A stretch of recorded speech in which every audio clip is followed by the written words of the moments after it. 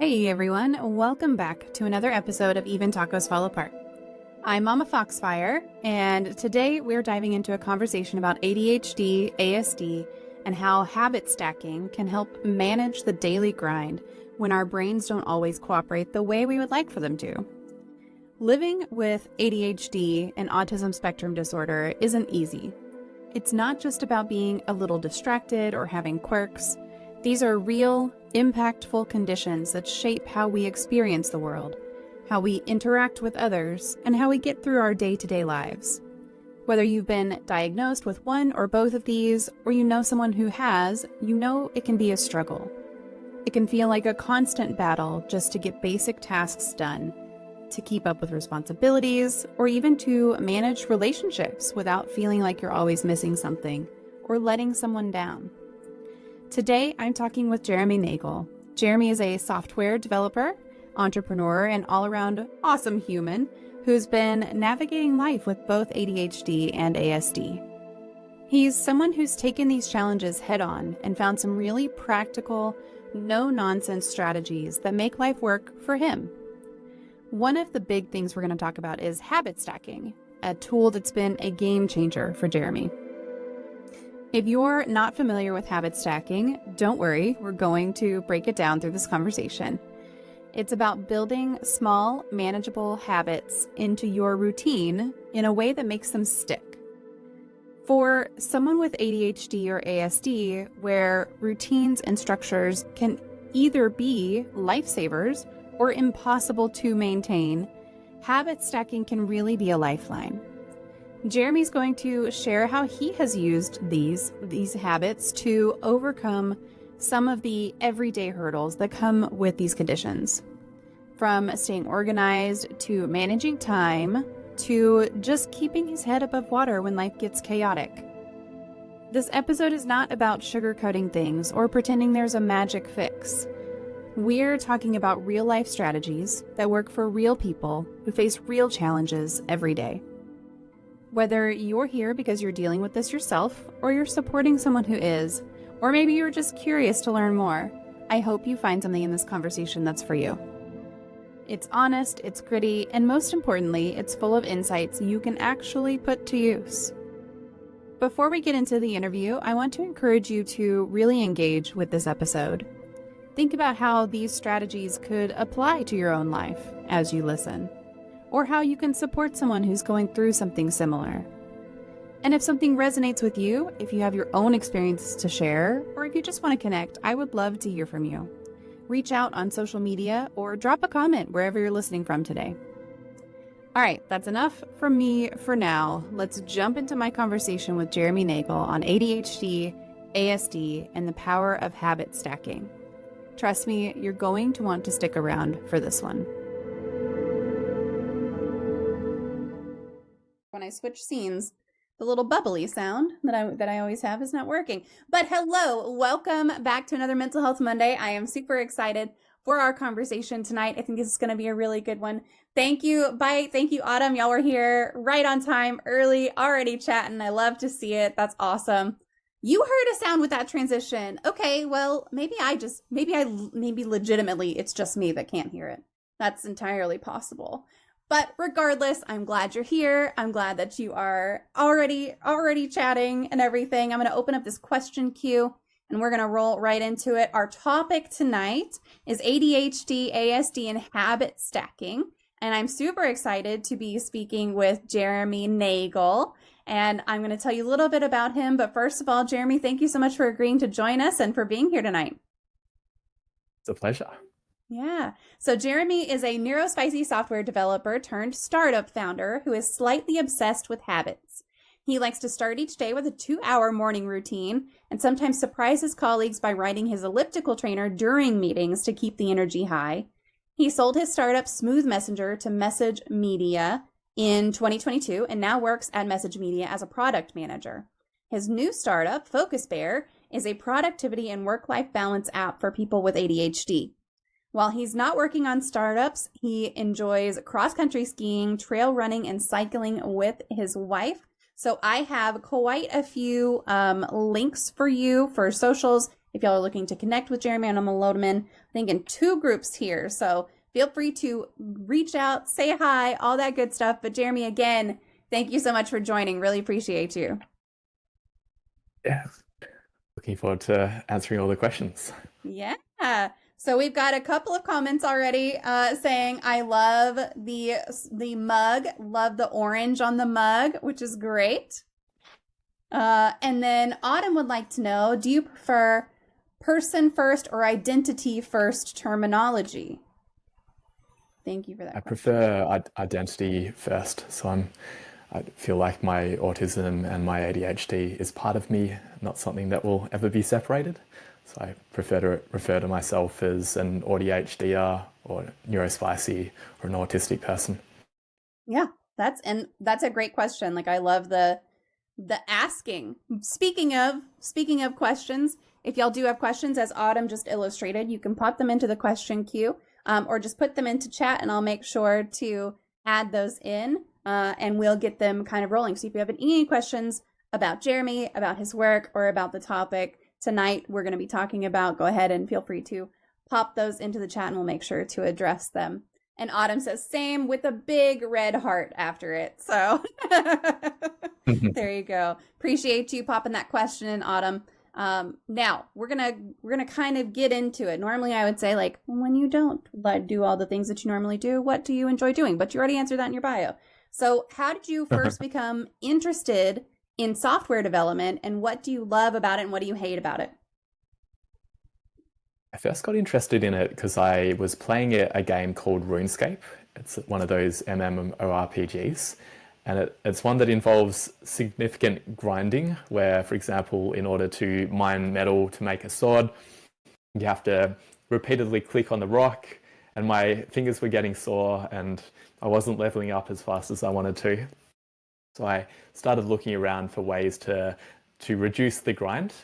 I found this community of people who had built a sequence of cheat bots where initially it was about finding colors on the screen. So there'd be a certain color that would be on the rock, and they made it so that you chose the color and then it would just keep on clicking for you. And it meant that I still had to be there, but I could read a book or I could do something else while it was mining for me. And I'd notice that my backpack was full of ore, and then I'd take over at that point and move it back to the bank. That approach was good, but it ended up people getting banned because it was quite obvious to the RuneScape admins if you were just clicking repeatedly. So there were some evolutions on that. I found that code very hard to understand. I was just copying and pasting what other people were doing. But then I found this other community where some amazingly talented and intelligent person had figured out how to reverse compile the RuneScape bytecode, and they made their own library for writing code to control your character. And that's how I learned to code. I'd probably spent hundreds of hours writing Java code to tell my character to go and attack that chicken and pick up the feathers, and then when the backpack was full, go back to the bank and drop it off, or do the same thing with mining or fishing lobsters. And that's what I'd suggest to people, that if you want to learn how to code, then you have to find something that you are super passionate about. I think the conventional approach of just going and doing an online course doesn't really work because you don't have the drive for it. Whereas if there's an app that you want to build, then it makes it easy to work on it. And I learned some quite complicated things about Java programming as a 15-year-old that I would only learn later in university. But I just kind of figured it out through the help of this community and through my massive drive to level up my character. I love that.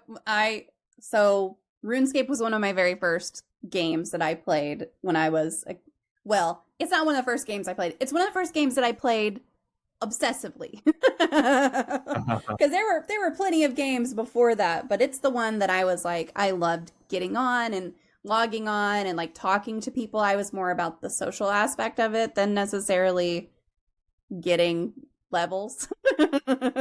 I did all the mining, I did all the lobby fishing, I did all the everything, like all of that, but for me it was more about the social, which games for the most part still are just about the people for me. But I love it. Yeah, I remember people getting banned for the auto clickers and everything. But it's so tempting to be like, okay, well, I'm tired of clicking this button when it's such a repetitive thing, you know? So, but yeah, I love that. I mean, finding something that you're engaged in that really kind of pulls you in, that you're like, I want this. It would help me if I had this. And then getting into it from that. I love that. That's really cool. Is there anything you don't like about? Things. Yeah. Things I don't like about it. One of the things that I was going to mention that I like about it is that it's very easy for me to get into hyperfocus around programming. That state of being concentrating so hard that I don't notice time going by, and that can be a lovely thing, but it can also be a dangerous thing for me. One of the things I don't like about it, or maybe one of the things my wife doesn't like about it, is that when I get into hyperfocus, especially when I'm coding, I don't remember to turn off the stove. And there have been multiple times where I have caused terrible cooking accidents because I've been coding away. And then, especially with a pressure cookers are particularly dangerous for me. There've been a few times where it has exploded and I've had to spend hours cleaning the ceiling. Yeah. Oh, that's a bummer. Yeah, so Autumn says I did something similar with cookie clicker. That's funny. Yep. And she also says I'd love to learn machine code, but it's pretty scary and toxic. Oh, toxic is an answer to the other thing. That's pretty scary. I get that. MommaFoxFire in a game for the social interactions. I am shocked. What? No. I am always social in games. It's wonderful. Because it can be all about the connections, right? Like it can be all about you're there to connect with people, or you can be there to get 99s. Like you can also just be there for that. We have a RuneScape channel actually in my Discord community server. There's a RuneScape channel, and one of our community members was just in there saying like they're playing OS and they're like, I'm gonna get 99 today on this right now. It's happening. It's impressive. Yeah. It used to be very hard. I remember there was one person who was very driven and got to 99 in almost every skill. But I think I maxed out at about level 70. I was probably steering more towards the social side of it towards the end as I stopped caring as much about the game. I've got a lot of things more than halfway there, but my deal is I don't want to have any of my 99s pop until I have all of them ready. So I want to get them just all at once for like a giant hit of dopamine. Yeah. But that's Are you playing the old style where it got progressively harder to level up, or are you playing I've heard there's an ADHD friendly version of it where you level up very quickly? I'm playing whatever's in RS3 is what I'm playing. So I'm not on OSRS, although most of our community, that's what they play. If they play RuneScape, most of the time that's what they're talking about. But I play RS3. Right. Okay. So whichever one that is, it's like 92. I think 92 is the halfway point. When you get to level 92, you're halfway to level 99, XP wise. Oh wow. Which sounds terrible and awful. Why do I play that game? Now I'm questioning everything. Bite Mark says I'm similar with coding. I'll figure out one piece of a thing and then suddenly it's several hours later and I haven't eaten or drank anything and I've had to pee for hours, but the program is working. Yeah, yep. So, Jeremy, what is your favorite life hack? It would be the elliptical trainer that was mentioned in my bio. I can't easily show it to you, but it is under my desk and I am pedaling on it now. Can you tell? Oh, that's awesome. No, I had no idea. That's amazing. I do swivel slightly. I've had to, I guess the other life hack is I've had to put door stops underneath my chair so that my chair doesn't move backwards as I'm pedaling. Because before I had that, I had to hold onto my desk as I was pedaling. Otherwise, I would end up moving backwards. Yeah. I really like it as a way of giving my body something to do while I'm in a meeting. Yeah. Right now, it's fine because we're talking and I'm involved, but I'm in a lot of work meetings in a corporate environment where there's 10 people there and I'm not particularly interested in the subject matter, yet I have to be there and I have to stay on camera. And this is my hack for how I can still remain sane during those boring meetings. Yeah, I love that. Was it, you don't have to answer this if you don't want to, but was it very expensive to get one? I think it's probably cheaper in the US. I think it was 250 Australian, and I was weighing up between that or a treadmill desk. And a treadmill desk would have been considerably more expensive because I'd have to change my desk, and the treadmill itself to get, you can get the cheap ones, but I think they wear out quite quickly. Yeah. But that's another option too. I still would like a treadmill desk at some point. I feel like the walking action is quite nice. Oh, I love that. So the elliptical And I've also version... got a few other things. Yeah. There you go. I've got a grip strength trainer. Oh, that's neat. Like, I like that your things are very in, like, just body engagement, because, you know, they make little like fidgets and stuff. So I've got this one, just has a little marble that you can move around in it. I've got a little cube somewhere, unless my children have stolen it, which is entirely possible. But it's got like buttons and things on it that you can push. But I love the idea of something that really engages your body. That's really neat. Yeah. And the other one that I like, which is slightly dangerous, is playing with my pocket knife. Now, you're not doing like the hand thing, right? How do you play with your pocket knife? I just like flicking out the blades, Oh, particularly yeah. the scissors, and just doing that sort of thing. Yeah, that Sometimes seems like I'll it could cut be bits of paper. dangerous. That seems like it could be dangerous for sure. So the elliptical is your version of what I refer to as the designated distraction. Ah, there you go. Because if you have something that's like, this is what's meant to be here, then it's less actually distracting. That's great. Yeah, I find things that are more mechanical, I don't find them particularly distracting. They often help me to concentrate better. Because if I'm just sitting there and I'm trying to remain still and attentive, then that's very taxing for me. Whereas if I can have some motion, it makes it a bit easier. Keeps my hyperactive ADHD brain happy. That's interesting. So I feel like now my 10-year-old is going to need that eventually. Whenever he gets into the workforce, he's going to need some sort of something. Right now in his classroom, he's got a couple of accommodations that help him. Like, he can stand if he needs to, and he can fit. He has Tourette's and ADHD. So everything's covered under the Tourette's. So like, he can fidget. Obviously he can fidget because he has tics. So he's gonna, whether you allow him to or not, it's gonna happen. But yeah, I think an elliptical desk, it'll be neat to see what he chooses to do in life, because something like that could be really helpful for sure. Yeah, and it'll probably be highly normalized by the time he's in the workforce. I hope so. It's definitely better. Yeah, I hope so.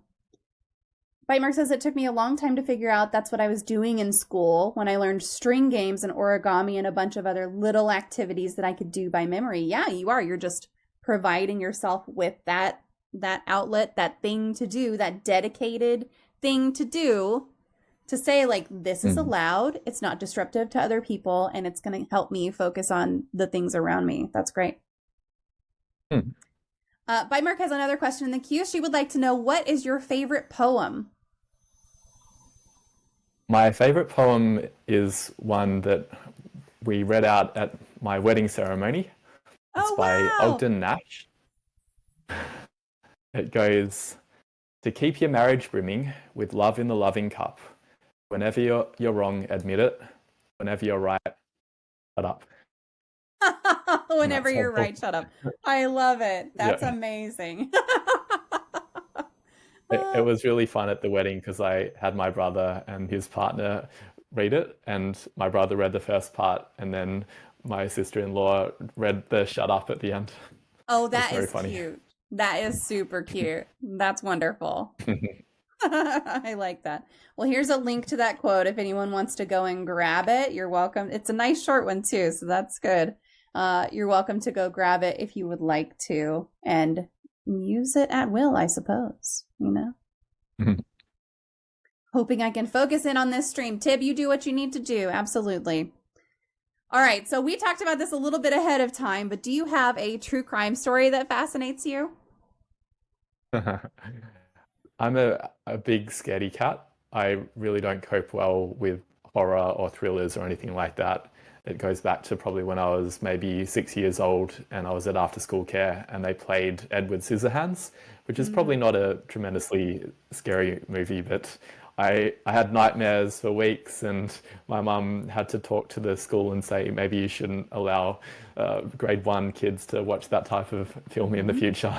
And it didn't really get better. I remember when I was probably 20 years old, I watched Scary Movie 3, which is meant to be a parody and isn't actually scary, but it had some kind of reference to The Ring. And I nearly jumped out of my seat when the girl with her hair came onto the scene. So I don't enjoy them, and I'm not ashamed to admit that I'm a scaredy cat. But there are some other books that I prefer that have less of the adrenaline-inducing aspect to them. Yeah. Edward Scissorhands, I feel like, is creepy for sure. And to someone who's very young, that could absolutely be terrifying. Most definitely. Now I'm trying to think of like the first scary movie that I watched, and the only one that really comes to mind as being scary when I was little was Freddy Krueger. And I watched that when I was really little, and it was terrifying. But I don't know why, but I love horror movies.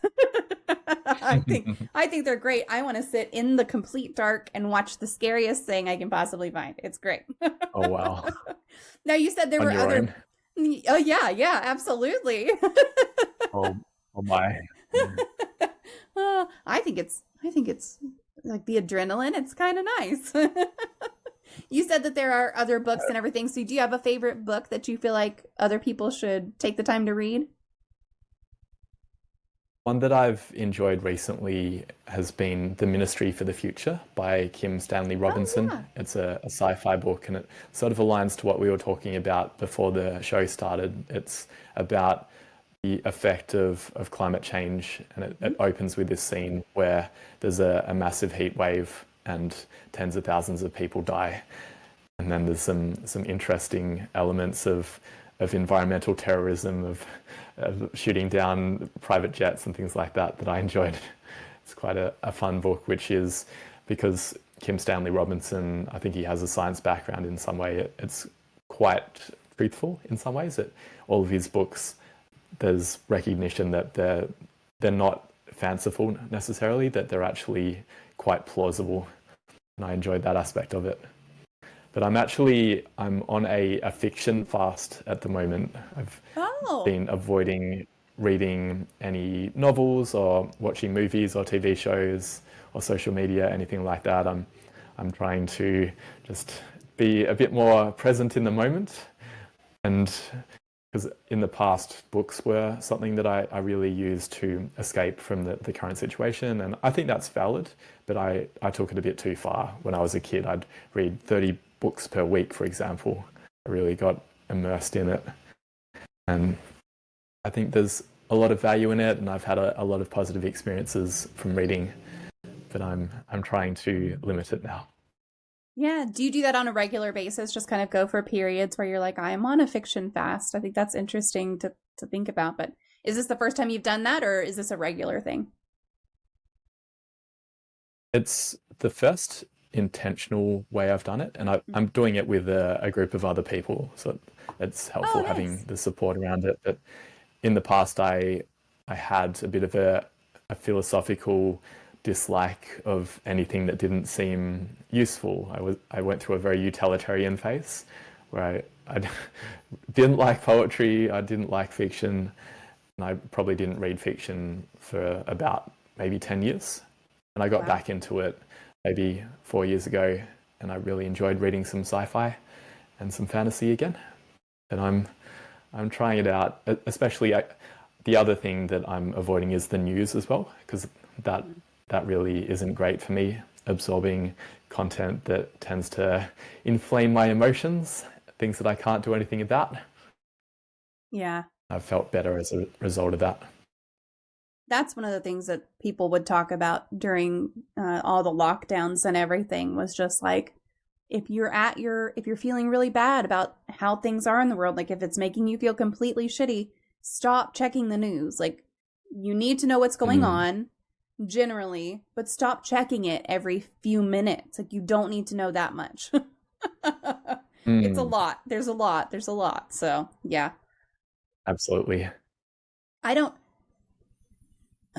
so I use books very much as escapism. I wouldn't say that I go overboard with it necessarily, because I mostly just read at nighttime, right before bed. Now that does not mean that I don't stay up too late because I'm reading, because I definitely do that. But, I don't like not take care of my kids because I want to read the next part of the book or whatever. So, I don't know that I would do a fiction fast. Also, my attention span for a nonfiction book is just very short. I can't get through it. And if I don't read at night, I just won't sleep. So I gotta have something. But yeah, that's really interesting. And it's neat that you know yourself well enough to say, I think this is going to be helpful for me. I think this is going to be healthy for me. So I'm going to give it a try. So good for that, Yeah, and I probably won't do it forever, because I do think there's a lot of beautiful cultural things that come out of reading, and the escapism is really nice as well. Mm-hmm, absolutely. All right, couple things out of the chat that I want to make sure that we get to. Tib asks, are there any tips to keep focused while using the Pomodoro technique for tasks that don't have good stopping points? Oh, I like that, Tib. I guess the Pomodoro technique is very well suited for tasks that don't have good stopping points, because you're meant to just abruptly stop at the 25-minute mark or the 50-minute mark. In terms of staying focused during that time, there's a few things that work for me. One is body doubling.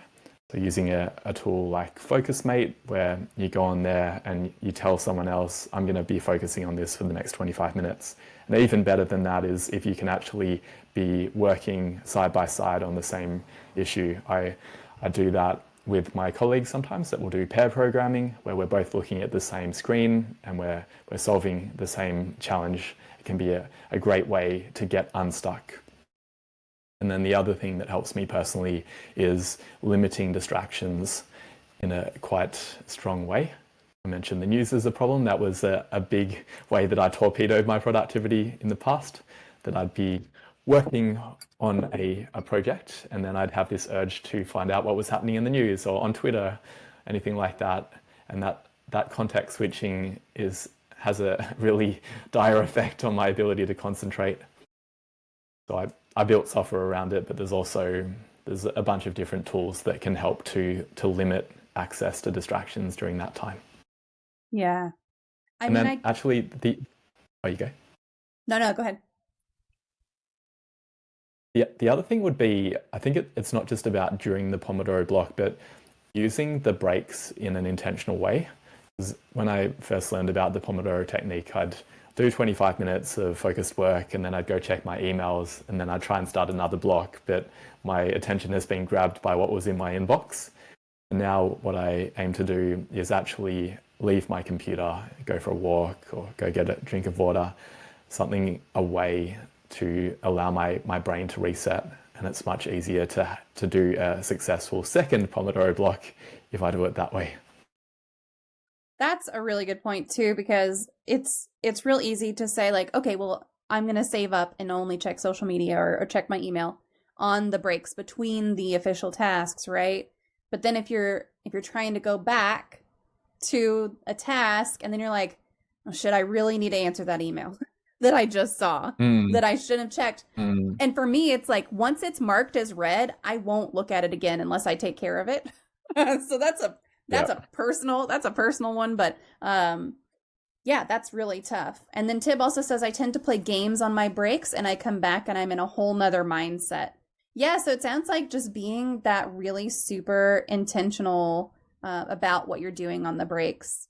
I swear to God, I do mark things as unread a lot, but sometimes I forget and I just don't do that.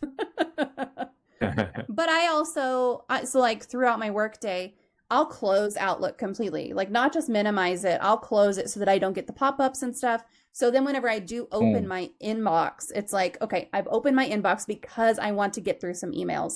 And so then I take care of all of that at the same time. But I'll close it, totally close it. And my whole team knows if they need me, they need to hit me up on Teams first or text me or something, because I might not see it on my email right away. But yeah. Yeah, I'm the same. I have all my notifications turned off. I don't have notifications for Slack even. If someone really needs me urgently, I've got a Slack little bio where I say, hey, heads up, I'm autistic and ADHD. I may be quite brusque in my replies, and I'm also not checking it regularly. If you want to get my attention, call me on this number. Yeah. That's totally fair. I mean, letting people know how they can communicate with you the best is great.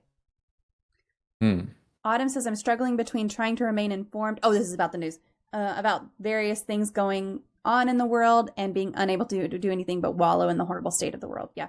And that's where I find myself sometimes, Autumn. And I just have to be like, and we're not listening to the news anymore. I'm going to switch it. I'll switch it. I'll be like, I'm tired. I'm just tired. Like my brain is tired of listening to this shit. And I'll change it to music for a little while. I do generally try to listen to news on the radio, but some days I just have to change it. I have to be like, you know what? Put it on that classical station, put it on the hip hop station, put it on the country station. I don't care. Just put it on something else. So I feel you. There's a good book about that by Alain de Botton, where he talks about how to be intentional about consuming the news. And he's an advocate for slow news, where you can get, say, monthly publications that will talk about what has happened over the last month. And that gives a more nuanced interpretation of it, rather than if you had read the news every day for a month, you maybe would get the same information, but there's a lot of sensationalism there, and you're not necessarily able to see the bigger picture. I was doing that for a while. I was subscribed to a scientific newsletter where once per day they would have an academic write about their interpretation of what has happened in the last 24 hours. I found that I love that. good, but yeah, I've just been doing an experiment with what if I don't remain informed at all, what impact has that had on my life? And so far it really hasn't had an impact, and I've saved some time and some emotional bandwidth. Yeah. What was the name of that author? The publication is called theconversation.com. It's oriented towards Australia and the United Kingdom, but they may have a US branch too. Oh, I pulled it up and it pulled up as /US. So Okay, there you go. They know where I am.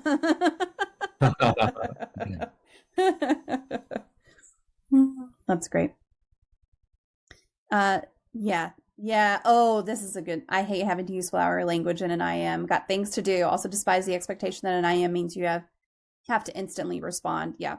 I think that's a really good segue. So can you just share with us how ADHD and or ASD or both, whatever, how those have played a role in your life? Yeah. There's two sides of it. I think there's a lot of positive traits that have come with my neurodivergence. There have been some ways that hyperfocus has really helped me. I did well in high school and in university. I got first class honours in my uni degree and did pretty well at school. And I think that was because I was able to study things that I was interested in, but probably also because I was a very anxious child, and I felt terrified at the idea of getting bad grades. So my hyperactivity probably didn't come out during school because the peer pressure and the conformity meant that I was probably masking a fair bit. But still, yeah, positive aspects of hyperfocus. And also the divergent thinking has been very good for me in terms of coming up with lots of ideas. I had common experiences of at work, there'd be suggestion boxes where you could say, how could you improve processes? And I would overwhelm them with all of my suggestions. I'd put in 10 times more suggestions than anyone else, to the point where they asked me to slow down and not put in as many. And that has helped me in my business life in terms of having a lot of ideas and having multiple businesses that I've started. Not all of them, most of them haven't been successful, but a few have done well. That's the positive side of it. The negative side is I've been fired from 6 jobs so far. Oh, wow. Hopefully there won't be a 7th. My first 6 jobs, including a PhD, I got fired from, and most of that was related to the autistic side that was undiagnosed until later, that my briskness and my RSD were sometimes interpreted as me being rude and me not being a team player. And that was very emotionally challenging for me, and also financially challenging too. Getting fired in rapid succession wasn't fun. I guess as I've developed better technical skills, maybe I've been allowed to be more of a brilliant jerk, and people have tolerated my idiosyncrasies a little bit more. And I'm trying to work on that to both warn people that at times I will be a bit brusque, but also deal with the emotions that lead me to sometimes being a bit impatient, because it's not great. And I feel bad sometimes for people who work with me, that at times I can be a bit of a prickly person to be around. I mean, I think there's a lot of awareness around it too. That is just like people are more understanding now than perhaps they were in the past. Especially once you do have a diagnosis and you can say, this is part of who I am. This is how I prefer to interact, and kind of here's why. It makes it a little bit easier for folks to have it click in their head and say like, okay, this makes sense. But at the same time, everyone has communication preferences. Like everyone has those, whether you are neurodivergent or not, everyone has different communication preferences. And it sucks that sometimes jobs or programs or anything, like there's not a good place for everyone. That's a bummer to fit in, because everyone has something to contribute. And if you're, getting let go or getting excluded because you're a little bit too, short with your responses, they're missing out. Yeah. And I think the other thing that contributed to that as well was when I was early in my career, there wasn't the concept of remote working. And for me, being in an office environment is super overstimulating for me. And I think that led to some of the it wasn't a full-on autistic meltdown, but aspects of that, where having the harsh lighting and people talking around me all the time, it's very draining and hard for me to deal with.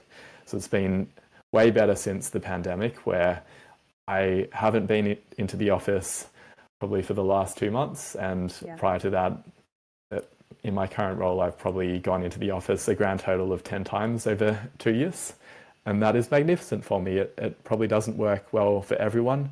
Some people thrive on the social interaction, but for me, the executive functioning demands of making it into the office are challenging for me, and the stimulatory overload is not great for my ability to get work done or to be patient with other people. I'm much better when I can be at home and have my elliptical trainer and my various ways of releasing energy, so that I don't have to release it in harsh ways.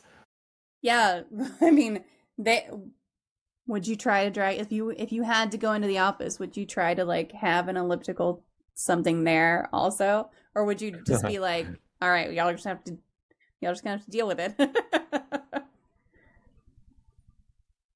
I've tended to do half days in the office, and half days are okay for me. I can cope for that amount of time, and I'll have headphones in to deal with the background noise.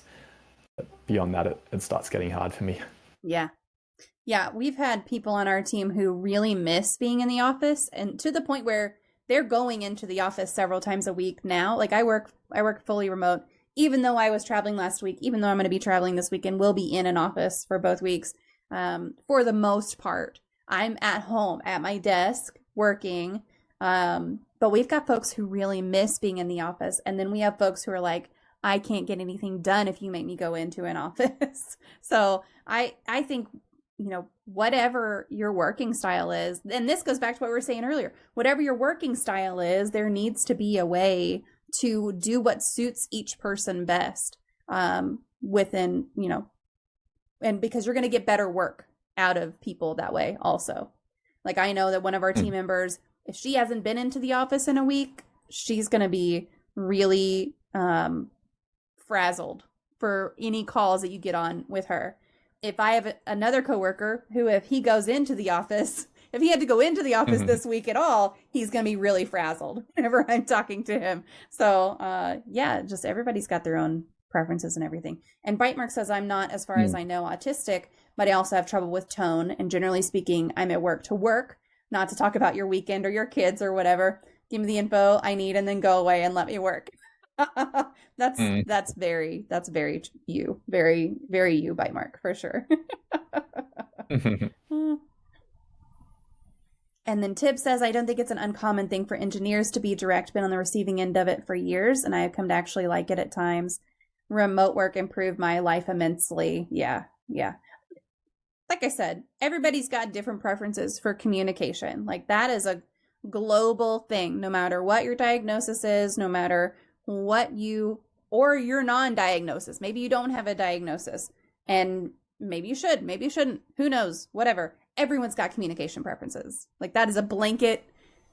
My children have different communication preferences between each other. They don't have the same communication preferences that I have even. So it just depends. Are there any misconceptions about ADHD or ASD that come up or that bother you or that you encounter frequently? Yeah, there's a couple. One that is probably less dominant now than it was in the past is that it's a death sentence, and that someone who is, for example, autistic. I remember when I was a teenager, my auntie talking about my cousin who also has an autism diagnosis, and she was saying how she was petrified when he was a kid because she'd read stats about how suicide rates are much higher and overall longevity is lower. And I think that seems to talk more about the way that society is set up. I don't feel like there's anything inherent in autism that would lead someone to be suicidal, but I do think that someone who's autistic living in a world that isn't set up to be compatible with their brain, that's going to be what leads them to have mental health challenges. And I think that's important to look at, the social model of disability, or the biopsychosocial model of disability, that there are some things inherently in my brain that make it hard for me to concentrate with certain tasks, but there are also some things in the environment that really contribute to that. And if we don't have recognition of that, then we're just going to be putting those round pegs into square holes and wondering why they don't fit.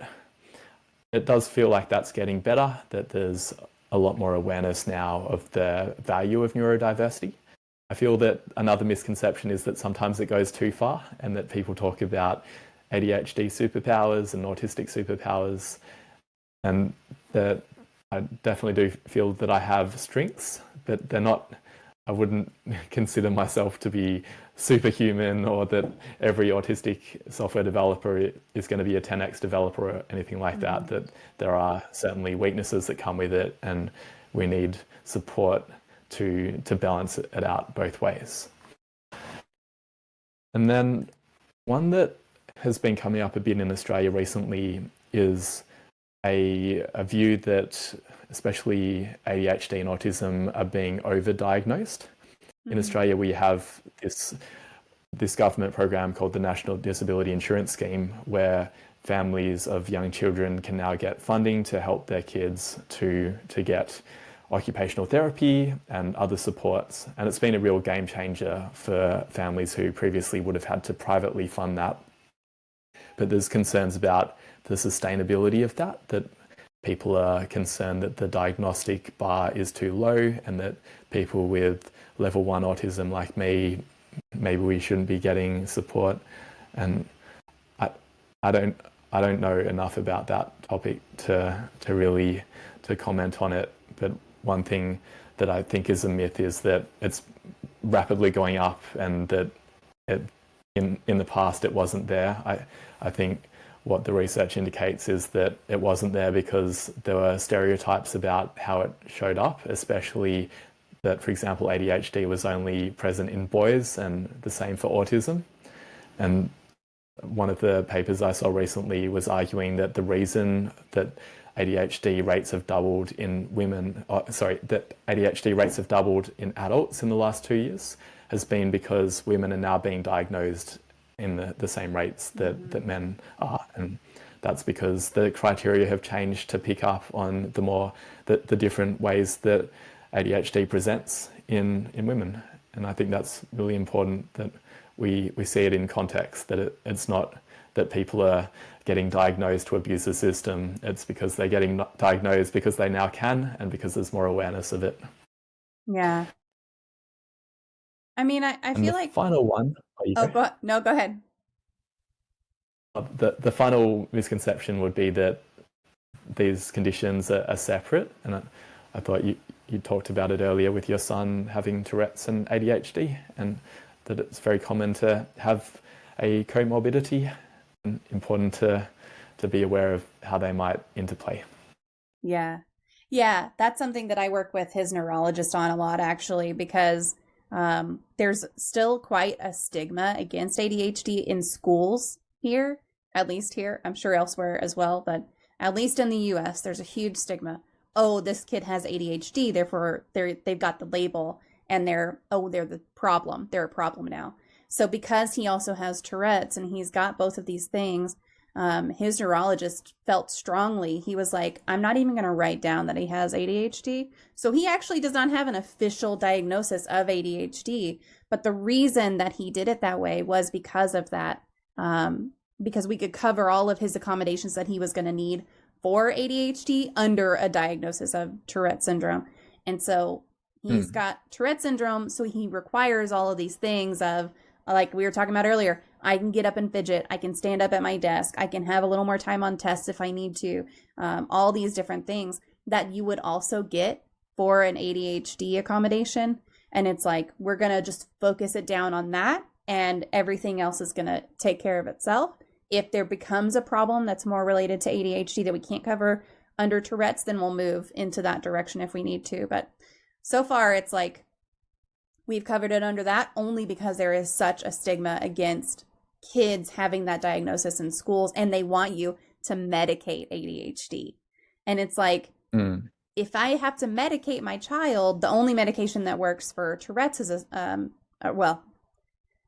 won't say the only one that works for Tourette's. The only one that is an option for my child to take right now would be an anti-seizure medication that would make him really, really tired all the time and lose his personality, essentially, because he was really, really tired all the time. And it's like, that would be the only medication that would be okay for him to take. He couldn't take the traditional ADHD medications because of that. So we're covering everything under that. But it's really difficult sometimes to say, well, I have autism and I have ADHD, when it's like, well, they interplay together, and therefore you have to treat them as one thing and make sure that you're treating or accommodating or whatever it is in a way that makes a difference for both, because you can't just say, well, I'm only going to worry about this when you've also got this over here. And it's like, is something you're doing for this going to aggravate this over here? So yeah, that's really, it's really something that I think gets overlooked a lot, even for something as simple as anxiety and depression, because you can do a lot of different treatments for anxiety that can make depression worse, or you could do a treatment for depression that makes your anxiety worse. And if you're not open and honest with your providers about everything, it can get really muddy really fast.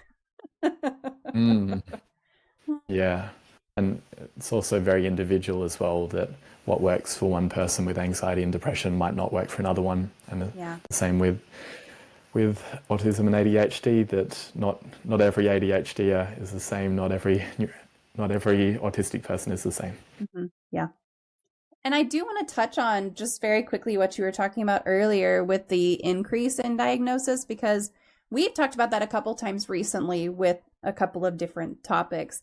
And I feel like if everyone were being super honest, you could diagnose your grandparent with something like autism. If they were being really honest about it, they could have that same diagnosis. But they didn't go get that diagnosis then. And also, if these programs, people are worried about like, oh, well, too many people are taking advantage of them. if the program is helping someone, is that really a problem? Like, sure, the money might be a problem, right, in the long run. But if it's helping someone, which why would they take advantage of it if it's not helping them? Then why is it really a problem? Yeah. And there's generally a pretty good return on investment. Yeah, absolutely. I don't know the political scene in Australia, but it's trash here. So I blame everything on politics here, pretty much. I couldn't tell you. I've been shutting out that part of the news in particular. Yeah. Yeah, for sure. Okay, so there's another question in the question queue that I want to get to. My go-to method for productivity is a simple to-do list with random ordering, but I end up jumping around the list and getting not much done. How do you reorder and sort your tasks if you do at all, given that they're not dependent on each other? It's a great question. I like the Eisenhower matrix for prioritization. It's where you sort tasks based on their urgency and their importance. So you have quadrant 1, where it's the things that are on fire, that absolutely need attention right now. They're super important and they're super urgent. And then you've got things that are in quadrant 2, where they're important, but they're not urgent. I tend to operate very well out of quadrant 1. I think my ADHD loves emergencies, and sometimes I create emergencies on purpose so that I can have something that will spike my adrenaline. I think it's important to spend more time in quadrant 2. So that's how I personally try and prioritize, by looking at what quadrant would they fall into, and ideally setting up my day so that I can have some time in deep work on quadrant 2 activities, things that have more of at least a medium-term impact and not just the short-term fixes. And then I think the idea of doing things in a random order is fine as well, because it sort of aligns with the momentum style of productivity, where there's the neurotypical approach of eat that frog, where you should choose the hardest task first and go at it first thing in the morning. And a lot of ADHDers find that very challenging, because it takes some time to get up to speed. So the idea of potentially having another way of prioritizing on the things that feel pretty easy, and that you'll feel good for doing some easy things first and then get on a roll after that. I try and combine the two approaches, where I still try and tackle the most important task, but I try and make it easier by making my first task be to get a piece of paper and to write down all of the subtasks for that really hard and important task. And then I can turn something which feels impossible and overwhelming into maybe 10 little things that I can do. And once I start on the little things, then often I'll get into hyperfocus and I won't want to stop, and I will have made substantial progress onto the harder thing. Yeah. So, all right, eat the frog first is, I think it gets credited to like 1,000 different people, but I've always heard that it's a Mark Twain quote, like eat your frog first. Yeah. And that works. That works great. I mean, wonderful for some things. But the snowball method, which I always hear about for debt building, it's like, do you do the interest first? Do you do what your smallest payment is first? And then you kind of snowball it, is great as well. And then breaking it down. Have you heard of Goblin Tools? You heard of that one? So that's the one that comes up every now and then. And I just posted a link to it in the chat, but it breaks down your to-do list, like you're talking about, into smaller to-do lists, or larger to-do lists, but smaller tasks to say like, here's your list and now you can check things off and everything. That's really helpful. And it you can break it down. It's got some little peppers over on the side. You can say, I need this broken down for a 1 neurospicy level or a 5 neurospicy level. And that determines how many subtasks you get and everything. It's wonderful. It's really, really great. Are there any tools that you use to help you do any of this, like specific software? I mean, we're going to talk about Focus Bear, right? If you want to talk about Focus Bear now, we could talk about that, or anything like that helps. Yeah, I tend to gravitate mainly towards paper for managing my tasks, which seems really strange for someone who's a Yeah. bit of a techie in general. I, I, I use a combination of standard to-do lists. So I've got a Trello board where I have my longer term tasks, but I find that it's too easy to set up an impossible day for myself using digital tools. I really like the constraints of paper. So I've got my plan for today in my little notepad, and I write out my calendar by hand, which is a waste of time if you think about it, because I have it already in my Google Calendar. But there's something about writing it out that, even though it's a waste, it actually helps me feel ready for the day. I do it the night before, and that's part of what I use Focus Bear for, that I have a sequence of routines for the morning and the evening. And the 20 minutes of dealing with my to-do list and writing it down on paper, and also dealing with all the bits of paper that I've generated throughout the day. Because as I'm, say, doing my meditation, I'll often come up with another 5 ideas that I'll write down. And if I'm out for a walk, I'll be scribbling things on a piece of paper. And at the end of the day, I have multiple bits of paper that I then need to process a little bit more. But even though it maybe feels inefficient, in the past I would drop it into Todoist. But I found that putting it into a digital system made it seem like it was already processed. And that is not true. That I actually need to put some thought into, how soon does this need to be done? What else do I need to do? What are the subtasks?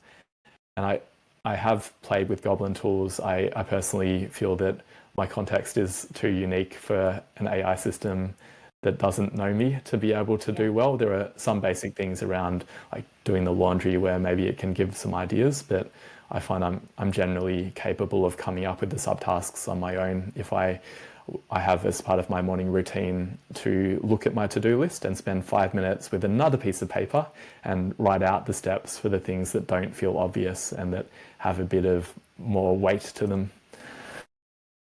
So that's my approach, analog and digital. I mean, look, you got to use what works for you. And Bitemark says, well, when the computer is where the work is, sometimes the list needs to not be in the same form. And it's true. Like, also, I find that if I write it down, I'm far more likely to remember it versus typing it out. I can type out 20 things while we're talking and not remember a single thing that I typed, but it'll all be grammatically correct and everything. And it'll make sense theoretically, but I won't remember that I typed it. If I jot something down, like I had an interview recently for a position at my company, and during the interview I was writing stuff down, and it wasn't because I couldn't type it at the same time. It was because I wanted to remember to ask it and everything. So it sounds like you make doing your to-do list a task in itself. So is there a way to view that? Do you view that as a task? Doing your to-do list is a task on your to-do list? Yeah, I describe it as a routine rather than a task. So I treat my tasks as the ad hoc things that I do that are different each day, whereas the routines, I have that as the first thing that I do after I finish my workday, that I'll spend 20 minutes planning for the following day. And that makes a nice cutoff point, that I know that after I have finished going through that I'm done, that I don't need to think about work anymore for the rest of the day, that I can go and cook dinner and wind down, and it's a lot easier for me to continue on and sleep well that night. Right. Whereas if I have a lot of open loops, then I'm going to be finding it hard to sleep in the evening. Yeah, that's totally fair. Tib would like to know what you do with all the paper once you're done. Do you archive it? Do you shred it? Is it all over your house? I scrunch it up in a ball and throw it in the corner. I find that satisfying. Excellent. And then afterwards, I put it into the recycling. Perfect. Yeah. But I also, there's quite a lot of times where, say, here's a piece of paper where I wrote 3 things on it, and the back half of it is still good. So I'll use that again for my next jotting session. Absolutely. So getting back to kind of the topic of ADHD and ASD, what do you consider to be the biggest challenges of being neurodiverse in today's society? And maybe especially since you're in the tech industry, especially there, is there anything in particular? The challenge for me is the screen time associated with being a tech worker, that I do feel like it's not great for me to be spending all day in front of a screen. And I try to break it up by doing walking meetings and doing some things, more things on paper. That's part of the reason I like the analog as well, because not only is it bad for my eyes, bad for my posture, but it's also more easy for me to be distracted on a screen compared to with a piece of paper. There's no notifications on there and there's nothing that I can go and research. So I do find that a challenge of it.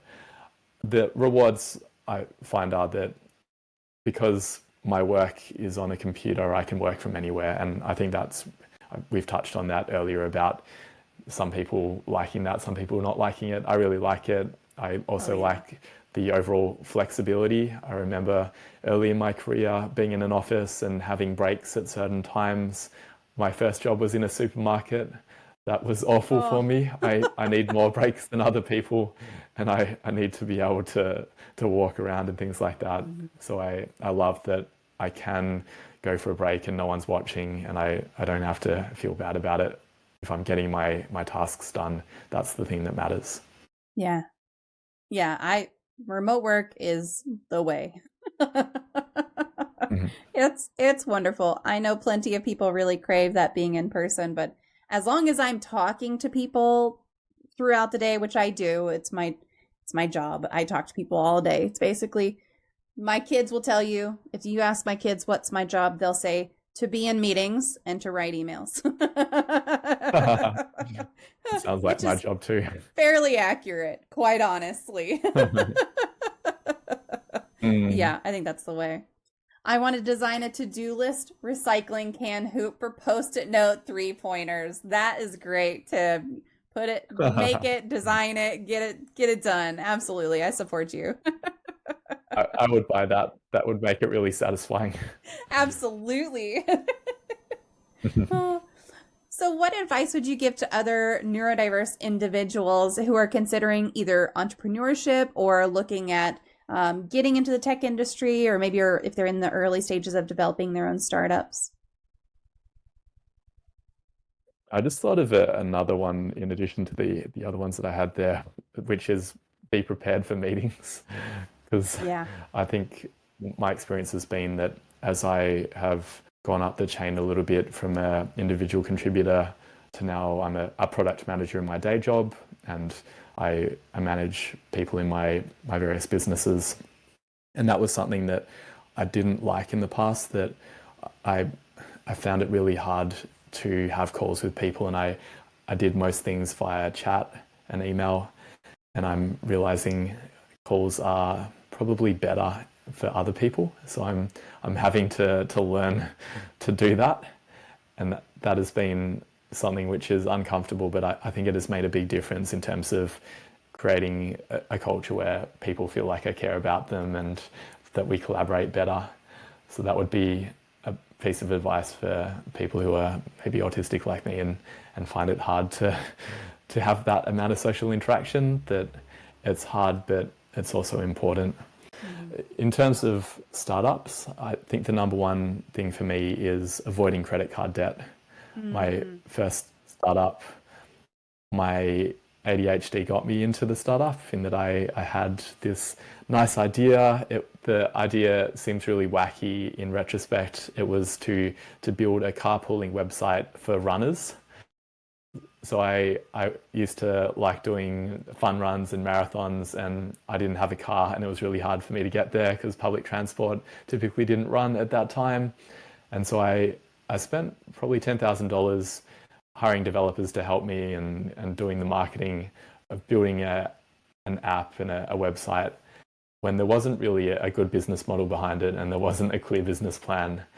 And that type of enthusiasm can be amazing, but it can be dangerous if it's fueled by credit card debt. I think if I had done the same thing and I had just committed to bootstrapping it, that I wouldn't put definitely any debt into it, then it would have probably gone better. That I still think it probably wouldn't have gone anywhere, but it wouldn't have cost me as much money as it did. And I learned that the hard way, that my subsequent businesses, I did bootstrap, and it felt really uncomfortable because there were things that I really wanted to do, new features that I wanted to build, but I didn't have the cash there from revenue, and I had to be patient, and I had to do uncomfortable things like ask customers to prepay for things that weren't actually built yet. But that restraint is actually really powerful. And it feeds into a resource that I'd recommend from a guy called Rob Walling. He has this philosophy called the stair-step model, where he talks about how to start a business as someone who is a developer, or in general, someone who is risk averse. He talks about, rather than this advice to go all in and quit your job and start working on the startup immediately, he recommends instead starting small and doing info products initially, doing it on the weekends and in evenings. And then as you start getting some revenue, go down to 4 days per week in the day job and spend 1 day per week on the business, and progressively build it up from there until you have replaced your income, and then you can leave your job, but you've left it in a way that there's no risk because you've built it up over time. And I did that with my last business, that I went down to 4 days, and then 3 days, and then 2 days, and then eventually I sold the business, and now I'm working full-time on it in the auspice of a larger organization. Yeah. I love that. I love that idea of that method, and I just found an article on it and posted it. So if anybody wants to read more about that, they can go on there and just read it if they want to. But yeah, that's great. And credit card debt is a trap, y'all. It's a trap. Just don't fall for it. Don't fall into that trap, for sure. All right, so a couple questions in the question queue that I'm going to make sure we get to. Bitemark would like to know, do you ever code on paper? When I was first learning HTML for fun, I was still in school and would sometimes write out web pages on paper when I was away from my PC. That is some dedication. Yeah, massive respect. I do like my autocomplete in my code editor, but I guess there are times where I don't necessarily write the code, but I'll be stuck on something and then I'll go for a walk, and as I'm out for a walk, I'll have my piece of paper in my pocket and I'll realize, so actually I can solve it by doing it this way. Sometimes getting away from the problem it activates the default mode network, and then that's where the creative ideas can come from. I also find doing the dishes is a great way for me to solve problems. Getting away from the actual work can be good. Now, see, doing the dishes for me would be like, I would rather be doing anything besides the dishes. So if I can come up with a solution, I can walk away from these dishes.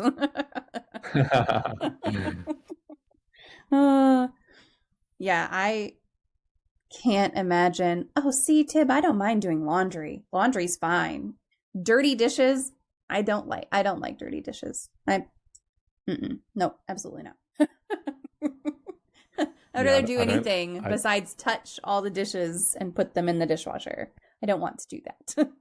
I have to do it with the hot water on all the way hot, running the whole time I'm putting dishes into the dishwasher. The hot water is running, so I can continually put my hands under the hot water and rub them together to get whatever is on the dishes off. Blech. Gross. Everybody has their things. Yeah, I don't like greasy dishes. I don't mind dishes in general. I find it quite regulating. Doing the dishes, there's something about the kinesthetic aspect of it. I don't mind putting them up if they're clean. But yeah, everybody has their preferences. It's all good. And then here's another question as well. Do you find it difficult to task out to others if you know you can do it yourself just how you want it? I do, for sure. But I am the worst at delegating things, because I'm like, yeah, but if I just do it, it's going to be a lot faster and it'll get done right the first time. And so I'm not going to send it out to anyone else. But Jeremy, what about you? It can go two ways for me. I can get really frustrated when people don't do it the way that I think it should be done. But there are definitely times where I'll give it to people that I've worked with for a while, and they actually amaze me with the creative solution they've come up with. At Focus Fair, I've intentionally hired a bunch of other ADHDers, and I find that happens a lot, that we're on the same wavelength, and I'll give tasks with not much context, and they just figure it out and get it done, and that amazes me, and I feel very happy when that happens.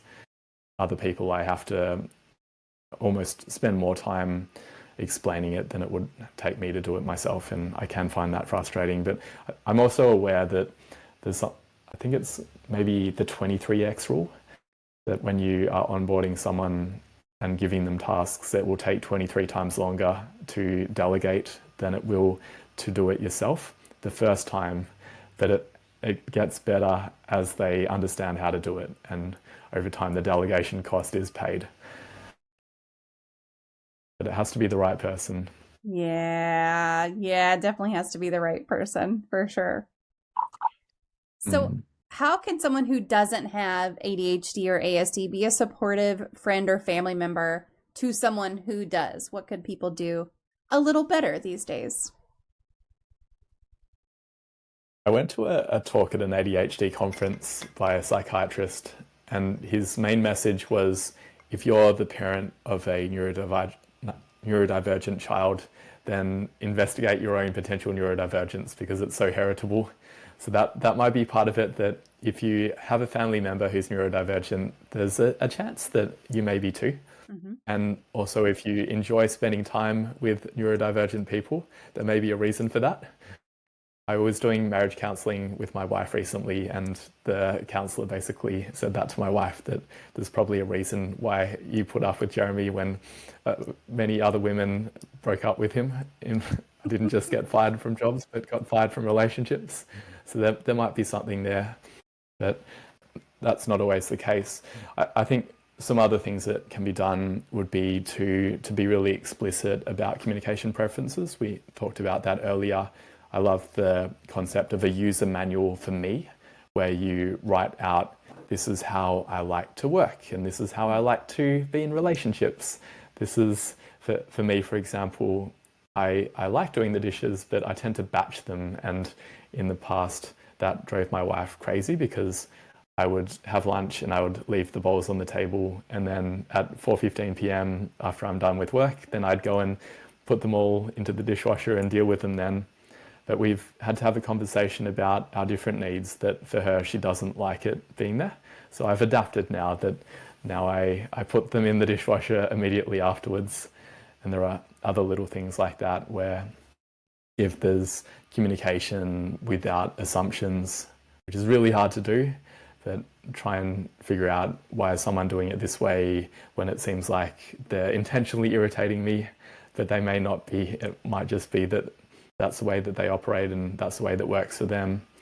But it might be possible to find a compromise where we can both subtly change our behavior. One person changes their expectations, the other person changes their behavior. I mean, I think so much comes back to... Oh, go ahead. You go. I was just going to say, so much comes back to communication and just preferences and actually communicating. There are so many things in the world that could be better if people were better at communicating with one another in the way that people prefer to receive that communication. And if you understood, if I know that Bite Mark doesn't like to be yelled at, and I go full hot head at her yelling, it's not going to go well. But if I know she doesn't like to be yelled at, and I go at her after I've already schooled myself, so schooled my natural inclination of aggression, which I do tend to have.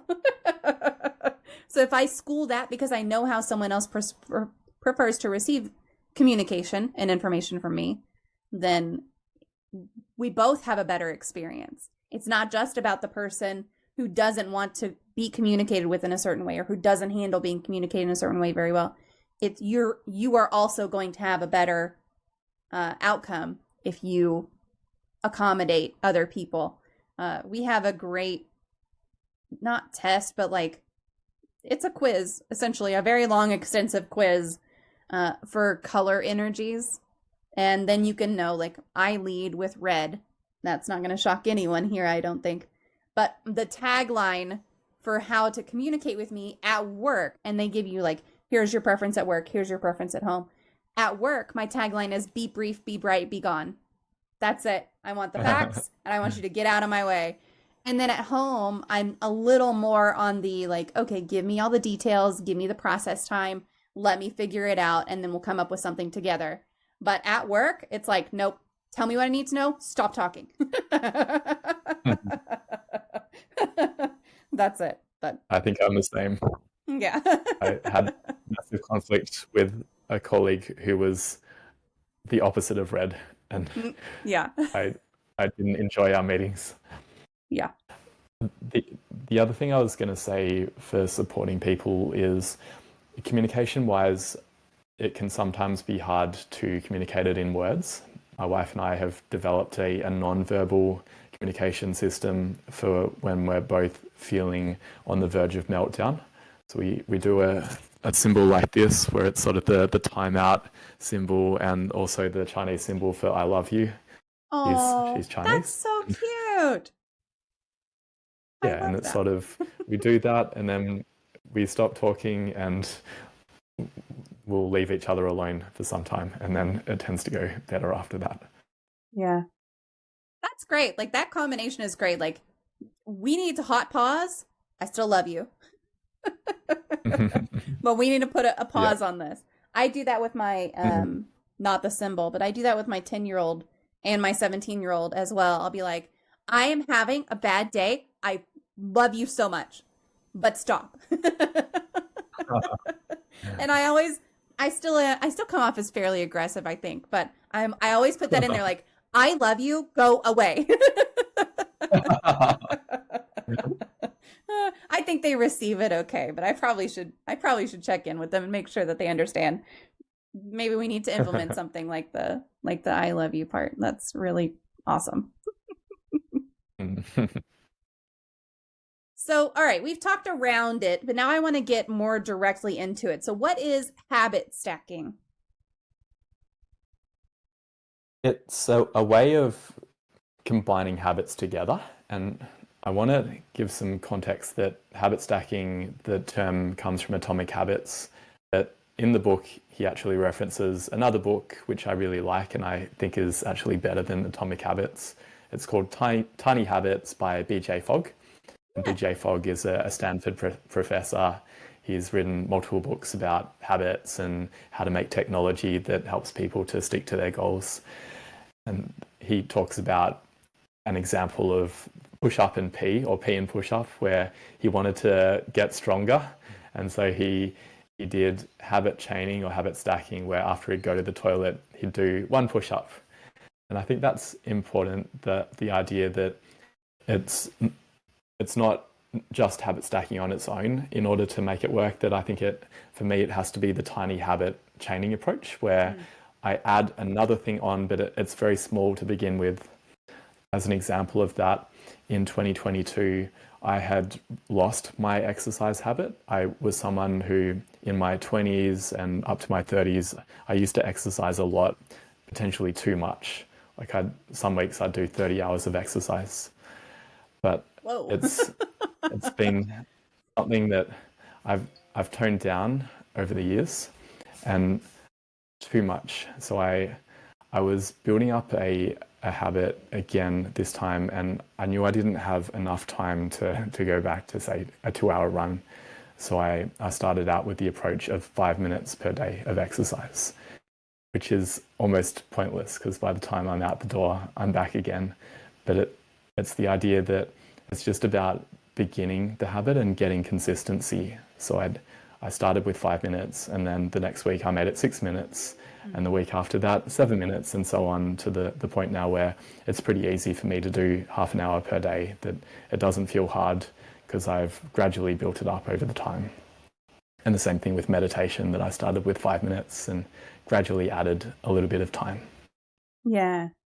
And that's really wonderful, just to say, like, okay, either the adding it on to something that you're already doing and say, okay, every time I brush my teeth, I'm going to drink 8 ounces of water, whatever. If you're trying to drink more water, or, the push-ups. The push-up one is great. I probably can't do a single push-up because my arm strength is trash. Maybe I'll do it with squats because I know I can do those with ease. But you know, either trying to do it that way or just saying like, okay, I did 5 minutes today. I'm gonna do 6 minutes every day. I do this next week, and building it up that way. I think those are both great ways of kind of approaching things that you're trying to build, things that you're trying to add either to a routine or trying to add to something else. So is there a way that we like, are there any strategies that you recommend if someone is feeling a lot of overwhelm or burnout, if they're trying to stack new habits, especially if they have a neurodivergency? Is there any strategy around that? Yeah, I think that the starting small is important. The other thing is to make it intrinsically enjoyable, because I think sometimes we can have ideas of that I should exercise more and therefore I need to go to the gym. But I personally hate going to the gym. I find it, I don't like being around all the other people. I don't like the noises and the sound effects. So instead, for me, going for a run is nice, but a lot of people don't like running. So maybe do a dance workout or take the dog for a walk, find something where you can achieve that goal, but it's actually fun to do it. And then it doesn't feel as hard. Mm-hmm. Yeah. I think finding ways to make things fun is important in life in general. Just anything you can make more fun is going to be more better. Generally speaking, in life. All right, so I want to make sure we talk about Focus Bear in particular. So what is Focus Bear? What have you included to kind of address unique challenges faced by neurodiverse individuals? And how does it help? Yeah, so I built it originally for tiny habits, essentially, because I wanted to do the 5 minutes of running, and I had that idea, but I wasn't consistent with it. And I recognized that what was getting in the way was that I would wake up and I would immediately go and check my emails, and then I'd get sucked in, and then I wouldn't do the things that I wanted to do. So I built an app originally where it blocked me from checking my emails until I had done my routine. So I had to meditate and go for my run, and then after that I could use my computer. That was the early version of it. And then we added in distraction blocking, because I found that during the day it was definitely better for me focus-wise if I did my run and I meditated. Those days are far better than the days where I wake up and get stuck into it. I tend to just operate in a chaotic fashion, whereas if I have some time beforehand to be more intentional, the days go better. But still, I wanted a backup of distraction blocking, and I had used Freedom and Cold Turkey and a lot of those apps over the years, but I found that because they don't operate across all my devices, they weren't really actually doing it for me, that I'd be focused on my computer, but then I'd get a notification on my phone and I'd go and check it, and then I'd distract myself. So I wanted something that would keep me focused on all my devices. And that's what we've built, that I start focusing on my computer and my phone gets into the right mode as well. I love that. That's really cool. I mean, because if you can't get it to focus, if you have your phone there to distract you as well, and you've put something on your computer to say like, help me not focus on this. Like I have a timer on my TikTok. I have a timer on some apps, but I have a timer in particular on TikTok where I can only access TikTok for a certain amount of time. I can get around that and look at it on my computer. If I wanted to get around it, I have ways that I could get around it. So something that controls it across would be really, really great. Have you had any success stories of people who are like, oh my God, this changed my life, or anything like that? Yeah, a lot of, especially students, have talked about how it's helped them, that it tends to be pretty challenging, say, doing a master's degree with ADHD, and a lot of students have commented on how the distraction blocking and the routines have made it far better for them in terms of getting through the deep work and doing those difficult study habits. Yeah. We've got about 50 people using it at the moment, and a lot of positive feedback, some things that still need to be improved. It's an early app, but I think the people who are using it, and especially the ones who are ADHD, they tend to like it the most. The people who are pure ADHD, they have found some of the restrictive aspects of it and the routine parts not that great. So I'm trying to now make it so that it works for people who don't love structure as much as I do, making it a little bit more flexible. You can choose how restrictive you want it to be. Go from grizzly bear mode, where it's very restrictive, to cuddly bear mode, where it's a little bit more soft. That's cute. I love that. I love that terminology too, of just like, you shall not versus, okay, maybe a little. Does it work on like a Switch as well? Because if I could use that with my 10-year-old, that'd be amazing. Or are there only certain platforms that it works on?